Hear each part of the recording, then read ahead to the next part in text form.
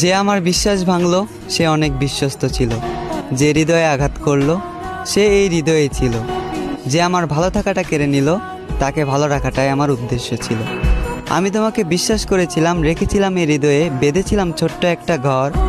তুমি হবে অন্য কারো বউ, তোমাকে স্পর্শ করবে অন্য কেউ, আর আমি হব পর। আমি ছিলাম না স্বার্থপর, আমি ভালোবেসেছি তোমাকে বিনা স্বার্থে। তুমি ছিলে আমার গভীর রাতের প্রতিটা মোনাজাতে।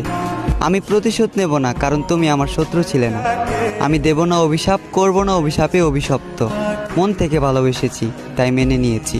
এতটুকু দুঃখ আমার প্রাপ্য।